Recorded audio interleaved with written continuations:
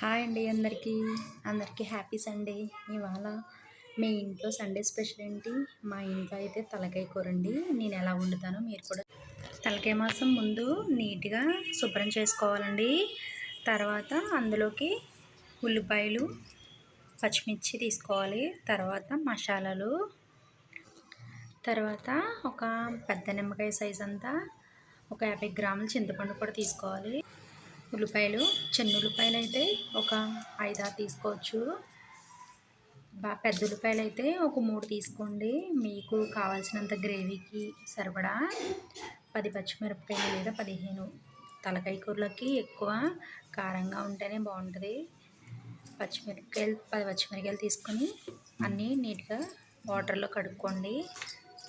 తర్వాత అవి ఉల్లిపాయలు ఎంత చిన్నగా వస్తే అంత చిన్న సైజు కట్ చేసుకోవాలి. పచ్చిమిర్చి కూడా పొడుగ్గా చీరుకుని పక్కన పెట్టుకోవాలి.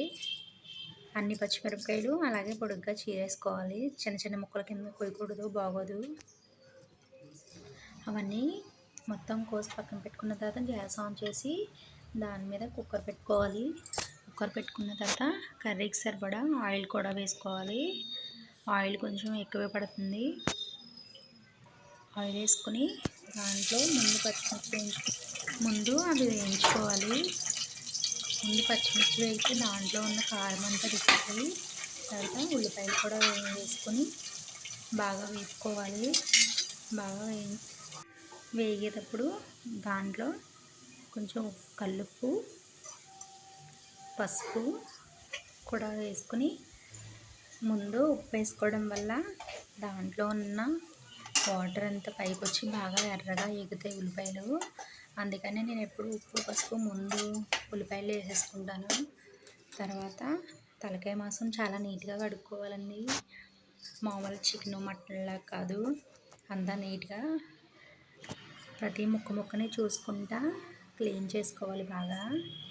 తర్వాత ఉల్లిపాయ ముక్కల్లో కొంచెం వేగినాయి కదండి, దాంట్లో అల్లం వెల్లుల్లి పేస్ట్ కూడా వేసి బాగా ఎర్రగా వేయించుకోవాలి. దాంట్లో పచ్చివాసన అంతా పోయే వరకు ఇలాగా ఎర్రగా వేయించుకోవాలి, ఆయిల్ పైకి తేలే వరకును. తర్వాత అలా తేలాక దాంట్లో మనం ముందు కడిగి పెట్టుకున్న తలకాయ మాంసం కూడా వేసేసుకోవాలండి.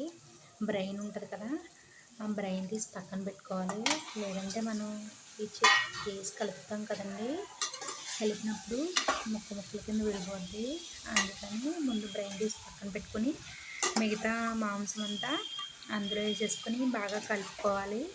కలుపుకొని ఒకసారి ఆవిరికి మూత పెట్టుకుని ఉడకనివ్వాలి. అల్లం మూత పెట్టాక వచ్చే ఆవిరికి కొంచెం మగ్గుతుంది. తర్వాత చింతపండు పులుసు వేసుకొని ఆ వాటర్ ముందు పక్కకు తీసుకుని పెట్టేసుకోవాలి. చింతపండు ప్లేస్లో మామిడికాయ కూడా వేసుకోవచ్చు, కానీ చింతపండు పులుసుతోనే బాగుంటుంది. ఎప్పుడైనా మామిడికాయతో కూడా చేసినప్పుడు ఆ వీడియో కూడా తీసి పెడతాను. అది పులుసు అంతా మీకు ఎంత అయితే కావాలో అంతా తీసుకుని పక్కకు పెట్టేసుకోండి. తర్వాత మనం మూత తీసుకొని ఇలాగా ఆవిరికి ఉడికిన తలకాయ కూర కూడా కొంచెం ముక్క మెత్తపడుతుంది. తర్వాత దాంట్లో మీకు సరిపడినంత కారం వేసుకోవాలి. ఇందులో కారం ఎక్కువ పడుతుందండి, తక్కువ వేసుకుంటే బాగోదు, నీసు వాసన వస్తుంది. కారం ఎక్కువ వేసుకుంటేనే బాగుంటుంది. మేమైతే మాకు సరిపడంత కారం వేసుకున్నాము. అది మొత్తం ఒకసారి కారం కూడా కలుపుకొని కొద్దిగా వాటర్ పోసుకోవాలి. ఆ వాటర్ మీద ఒక 20 నిమిషాలు ఉడకనివ్వాలి. ఈ మాంసం ఎంతైతే ఉడుకుతో అంత బాగుంటుంది.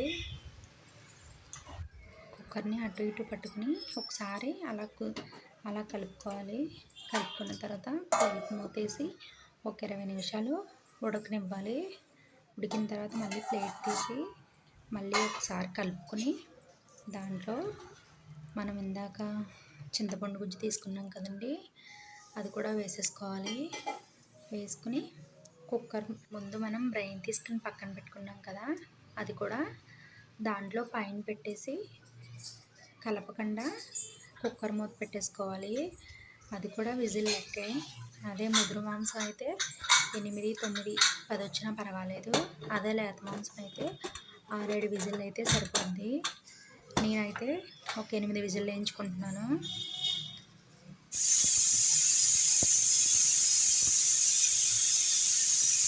ఈ లోపల విజిల్ వేసే లోపల మసాలా చూద్దాం. ధనియాలు 3 స్పూన్లు తీసుకోవాలి, జీలకర్ర స్పూనున్నర, తర్వాత 5 లవంగాలు, 2 యాలక్కాయలు, కొంచెం దాచిన చెక్క, గసగసాలు కూడా వేసుకోవచ్చు. గసగసాలు నేను తర్వాత వేసాను, ఆ వీడియో మిస్ అయిపోయింది. అవన్నీ మిక్సీ జార్లో వేసుకొని మెత్తగా గ్రైండ్ చేసుకోవాలి.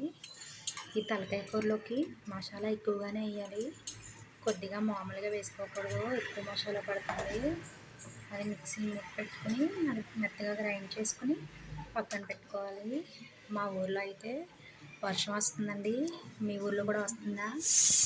తర్వాత 8 విజిల్లు కూడా వేసేసాయి. కుక్కర్ ఇప్పుడు మూత ఓపెన్ చేస్తాను, విజిల్ తీస్తాను. ఎలా ఉడికిందో మీరు కూడా చూడండి. అది కర్రీ అయితే అలా ఉడికింది, ఇంకా దగ్గరగా ఉడికించుకోవాలి.